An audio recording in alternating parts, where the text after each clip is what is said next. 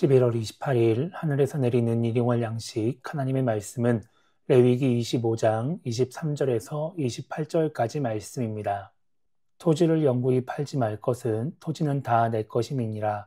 너희는 거류민이요 동거하는 자로서 나와 함께 있느니라.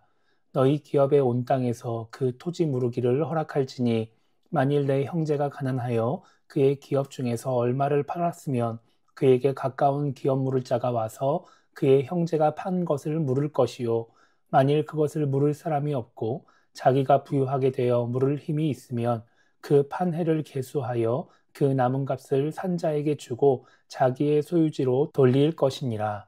그러나 자기가 물을 힘이 없으면 그 판 것이 희년에 이르기까지 산자의 손에 있다가 희년에 이르러 돌아올지니 그것이 곧 그의 기업으로 돌아갈 것이니라. 아멘. 오늘 우리가 읽은 말씀은 토지에 대한 하나님의 말씀을 기록하고 있습니다. 앞서 희년에 대해 말씀하신 하나님은 23절에서 토지를 영구히 팔지 말아야 할 이유, 희년에 돌려줘야 하는 이유에 대해 말씀하십니다. 그렇게 해야 되는 이유는 토지가 다 하나님의 것이고 그 땅에서 살게 된 이스라엘 백성들은 하나님의 땅에 잠시 살아가는 거류민이고 하나님과 함께하는 동거인이기 때문입니다. 토지가 하나님의 것이기 때문에 영원히 인간의 소유가 될 수 없다는 것이죠. 그러면서 하나님은 24절에서 토지 무르기에 대해 말씀해 주십니다.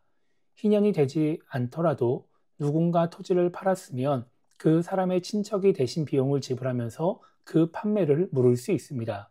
그래서 그 토지가 계속해서 그 사람의 기업이 되도록 하는 것입니다.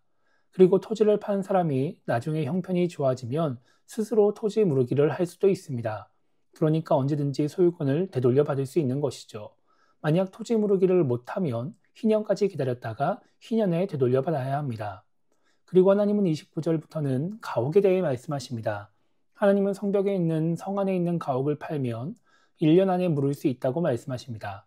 만약 1년 안에 무르지 않으면 가옥의 소유권은 영원히 넘어가게 되고 희년에도 돌려받을 수가 없다고 말씀하십니다. 다만 성이 아닌 촌락의 가옥은 토지와 같이 물러줘야 하고 희년에 되돌려줘야 한다라고 말씀하십니다. 그리고 레위 지파의 가옥은 성 안에 있어도 물을 수가 없고 희년에 되돌려줘야 한다라고 말씀을 하시죠. 오늘 말씀을 통해 우리가 생각해 봐야 하는 것은 토지가 하나님의 것이다라는 말의 의미입니다. 희년은 어려운 사정으로 인해 종이 되거나 땅을 판 사람에게는 좋은 제도입니다. 그런데 그 사람을 종으로 산 사람이나 그 사람의 땅을 산 사람에게는 그렇게 좋은 제도가 아닙니다.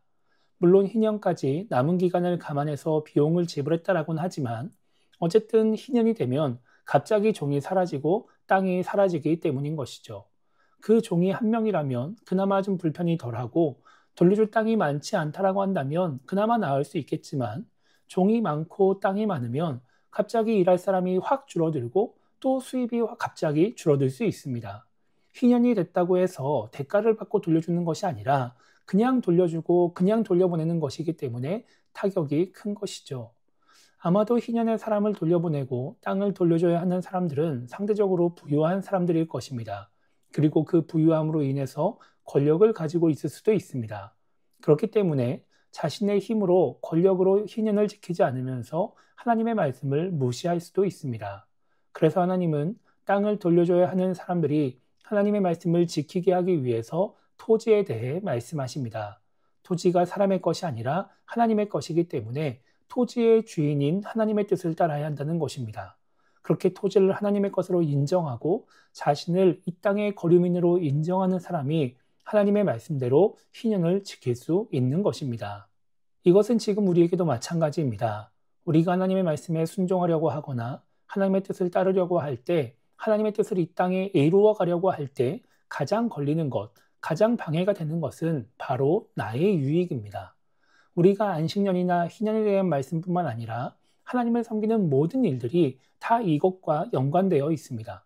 시간을 내서 예배를 드리는 것도, 헌신하고 봉사하는 것도, 그리고 헌금을 하는 것도, 또 일상생활 속에서 하나님의 말씀대로 살아가는 것도 모두 내가 나의 유익을 포기하거나 불편을 감수해야 가능한 일입니다. 그런 상황 속에서 내가 나에게 주어진 것, 지금 내가 가진 것, 건강이나 돈이나 시간이나 명예나 이런 것들을 다 나의 것으로 생각하면 이 일들이 쉽지 않은 것이죠.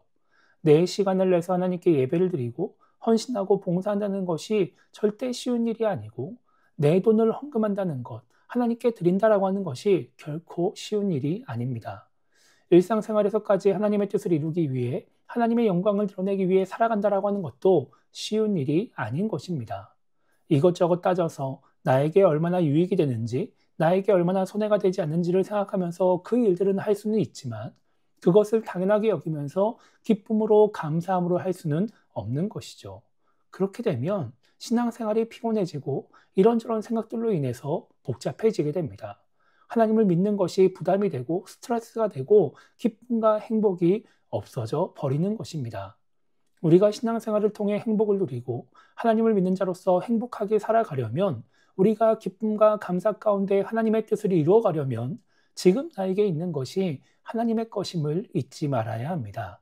내가 이 땅의 주인이 아니라 그저 이 땅에 잠시 머물다 가는 거류민, 하나님의 은혜로 하나님과 함께하는 동거인이라는 사실을 잊지 말아야 하는 것이죠.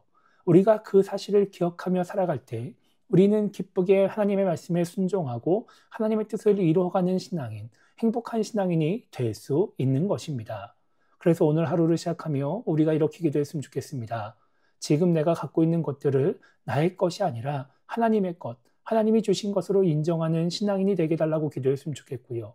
그렇게 나의 것을 하나님께 드리는 신앙인이 아니라 하나님의 것, 하나님께 받은 것을 하나님께 드림으로써 기쁘고 행복한 신앙인이 되게 달라고 기도하며 오늘 하루를 시작했으면 좋겠습니다. 그렇게 하나님의 것을 받은 사람답게 하나님의 말씀에 순종함으로써 신앙생활을 통해, 일상생활을 통해 하나님의 뜻을 이루어가는 우리 모두가 되기를 주님의 이름으로 축복합니다.